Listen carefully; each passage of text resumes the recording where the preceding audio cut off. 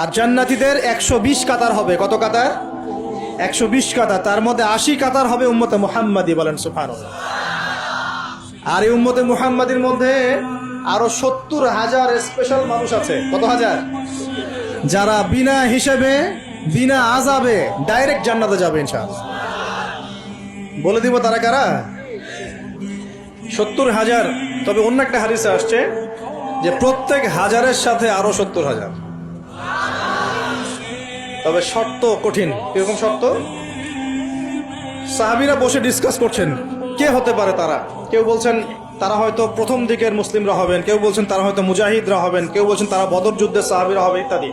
তখন নবী সাল্লাল্লাহু আলাইহি ওয়াসাল্লাম আবার চলে আসলেন, ব্যাক করলেন। ব্যাক করে বলছেন তোমরা কি এই বিষয়ে কি বিষয়ে কথা বলছিলে? তখন সাহাবীরা বললেন আমরা তো ডিসকাস করছিলাম যে কারা হতে পারে সেই 70,000। নবীজি বললেন শোনো, ওই 70,000 মানুষ, এক নাম্বার, ওই 70,000 মানুষ পাখি উড়িয়ে ভাগ্য গণনা করে না।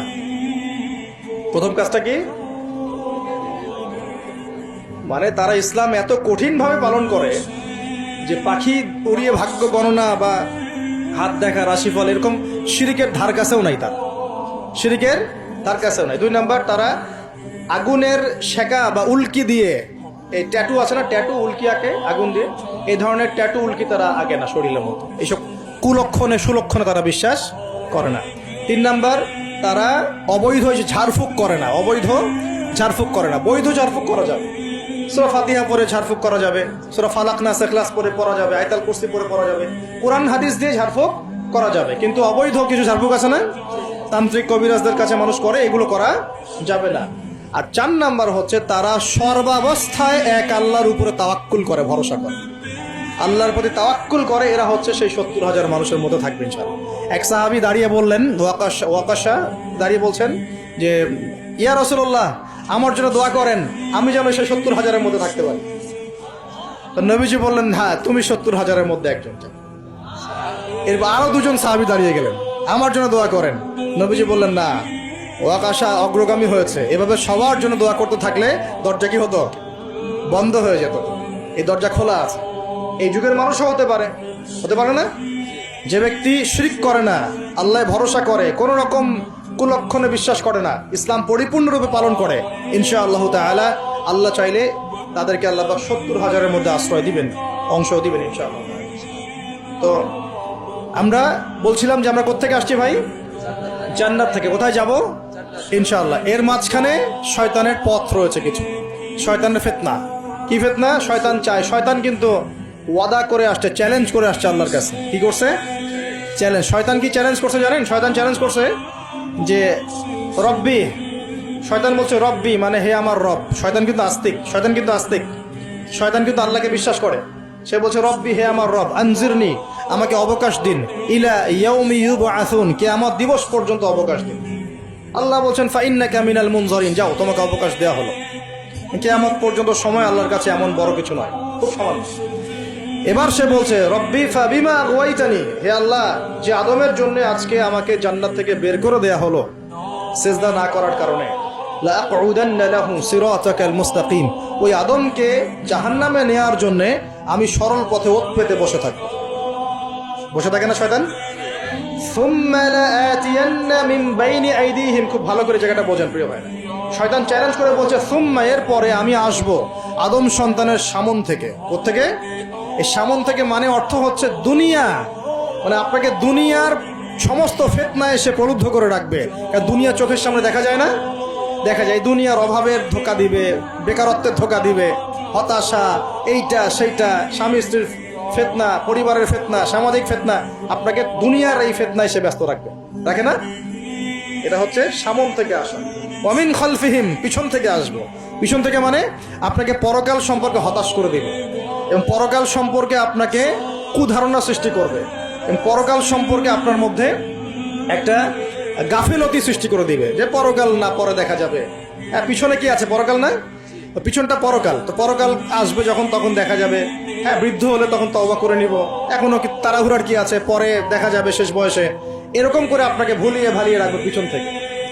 আবার হতাশ করে দিবে, আমার পরকালে আমার জান্নাত হবে না, আমি তো এত আমল করতে পারি নাই, হ্যাঁ, আমার কি হবে, আমার আত্মহত্যা ছাড়া কোনো পথ নাই, এভাবে হতাশ করে ফেলবে আপনাকে পিছন থেকে। সুম্মা লায়াতিয়ান্না মিন বাইনি আইদিহিম ওয়া মিন খালফিহিম, সামন থেকে আসবো, পিছন থেকে আসবো, ওয়া আন আইমানিহিম, ডান দিক থেকে আসবো। ডান দিক মানে কি? এটার ব্যাখ্যাও চমৎকার। ডান দিক মানে কি? আমরা বলি না ডান পক্ষ খুব ভালো মনে করি না? ডান পক্ষ ভালো, ডান দিকটা ভালো, শুভ মনে করি তো। ডান দিক হচ্ছে আপনাকে নেক্সট সুরতে সে ধোকায় ফেলবে। ডান দিক মানে কি? নেক্সট সুরতে ধোকায় ফেলবে। মনে করেন ডান দিক মানে ভালো, মানে আপনি নামাজ পড়ছেন কিন্তু নামাজের মধ্যে শিরক ঢুকাই দিবে। মানুষ দেখতেছে ভালো করে নামাজ পড়ে, নামাজ যাকাত দিচ্ছেন, দান সৎকা করছেন, মনের মধ্যে রিয়া ঢুকাই দেবে। ভালো কাজই তো করছে, ঠিক আছে? মানে হ্যাঁ, এটাও ঠিক। ওই যে হালাল প্রেমের দিকে উদ্বুদ্ধ করার চেষ্টা করে। নেক্সট সুরতে ধোকা, নেক্সট সুরতে। হ্যাঁ, নেক্সট মানে আলেম হয়েছে মানুষ, সবাই একদম বড় বক্তা আলেম সব বলছে, মনের মধ্যে অহংকার, নেক্সট সুরতে ধোকা, ঠিক আছে? বা মনে হচ্ছে যে এক ভাইয়ের গীবত তহমত সমালোচনা করাকে সে দিনের পথে সংগ্রাম মনে করছে, নেক্সট সুরতে ধোকা। হ্যাঁ, এক ভাইয়ের সমালোচনা করা, গীবত করা, তার চরিত্র উদ্ধার করে ফেলা, এটাকে সে মনে করছে যে দিনের জন্যই করছে, ঠিক আছে? নেক্সট সুরতে ধোকা, মানে নেক্সট সুরতে, ডান দিক থেকে মানে কি? নেক্সট সুরতে আপনাকে ধোকায় ফেলে দিই, ফেলছে না? ফেলছে। কিন্তু এটা কিন্তু ডেঞ্জারাস। এটা কাদের জন্য? এটা আবেদ মানুষদের জন্যই, যারা আল্লাহকে মানে, রাসূলকে মানে, চেষ্টা করে দিনের পথে চলার জন্য, এদেরকে সে ডান দিক থেকে আসবে আর কি। মানে আমাদের ক্ষেত্রে আল্লাহ পাক হেফাজত করুন বলি আমি। আর চতুর্থটা হলো ওয়ান শামাইলিহিম, ওদের বাম দিক থেকে আসবে। এটা কেমন? এটা হচ্ছে ফাসেক জালেম শ্রেণীর মানুষ যারা, তাদের সামনে মদ, জুয়া, জেনা সবকিছু উন্মুক্ত করে দিবে, এগুলোর পিছনে ছোট এখন। তো এইভাবে চতুর্দিক থেকে শয়তান আসবে এবং বলবে, আল্লাহকে বলেছে ওয়ালা তাজিদু আকসারহুম শাকিরিন, আল্লাহ আপনি বেশিরভাগ আদম সন্তানকেই শুকরগুজার পাবেন না।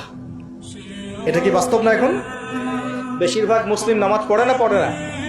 বেশিরভাগ মুসলিম যাকাত দেয় কি দেয় না? রমজান মাস আসছে দেখবেন বেশিরভাগই অনেকেই রোজা রাখবে না, আছে না? রমজান মাসে মানুষ বেপরদায় চলছে না? রোজা রেখেও মানুষ মাপে কম দিবে না? নামাজ পড়েও সুদ খাচ্ছে না? মানে বেশিরভাগ মানুষ কিন্তু সত্যি সত্যি আল্লাহর পথে নাই। এই পৃথিবীতে বেশিরভাগ মানুষ বলছে আল্লাহর সন্তান আছে, নাউজুবিল্লাহ। খ্রিস্টানরা বলছে না আল্লাহর সন্তান আছে? তো বেশিরভাগ মানুষকে আমি পথভ্রষ্ট করে ছাড়বো, শয়তান কিন্তু বলে গেছে, এবং সেটা কিন্তু বাস্তব হচ্ছেও। আল্লাহ পাক অন্য সূরায় বলেছেন, ফাকারিলুম মিন ইবাদিয়াশ শাকুর, আমার শুকরগুজার বান্দা খুব কম হবে। কি হবে? কম হবে। হাদিসের মধ্যেও আসছে যে তোমরা ৭৩ দলে ভাগ হয়ে যাবে। কত দল? তার মধ্যে একটা মাত্র দল জান্নাতে যাবে। কয়টা দল?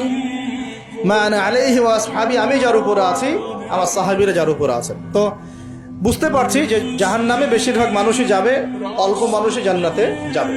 তবে জান্নাতীদের মধ্যে বেশিরভাগ হবে উম্মতে মুহাম্মাদের মধ্যে ইনশাআল্লাহ তাআলা।